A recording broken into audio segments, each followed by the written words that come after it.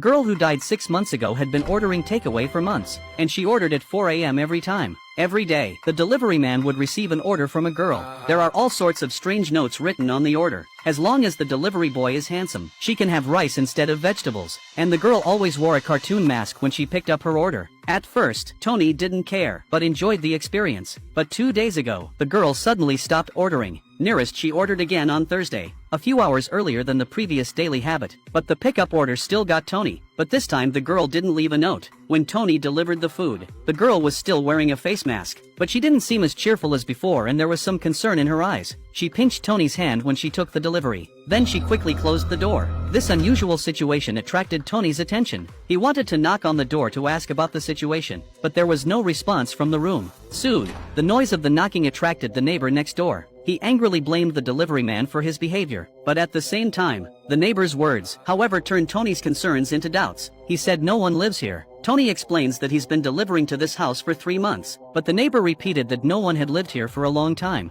Are you bringing food to the Iron Gate? The neighbor thought Tony might be a thief and told him to leave or he'd call the police. But it was these words that alerted Tony. He was worried about the girl and went to the police. At the same time, the property owner came along. But what they said was even more baffling. They said the resident's name was Linda. She died in a car accident 6 months ago. The house has been empty for a long time. The police checked the records and confirmed what the property owner said. So we thought the delivery man might be mentally challenged. So they told him to come back when he saw the lady. But Tony knew in his heart there was nothing wrong with him. He tried to call the girl's phone, but there's no answer on the phone. Ever since then, Tony had something on his mind. He couldn't concentrate on his work all day. That day, he came to Officer Peter's house to deliver food. He saw the police uniform hanging in the house. Tony decided to tell him the strange story. He was sure that the girl with the mask was real. It's very possible that something went wrong the day he delivered her last meal. Tony even felt that there was someone behind the door. When Peter heard that, he thought it made sense. So he called his colleague and decided to investigate the situation.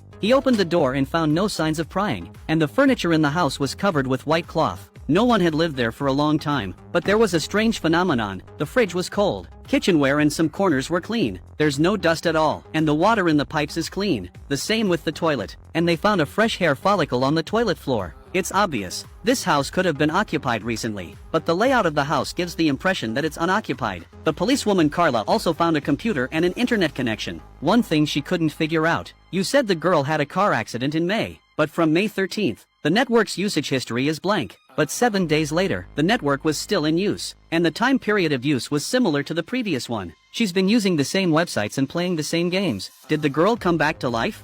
And it's exactly when the girl was supposed to go home after 7 days. But the police won't believe this kind of unscientific thing. Colleagues began to doubt the delivery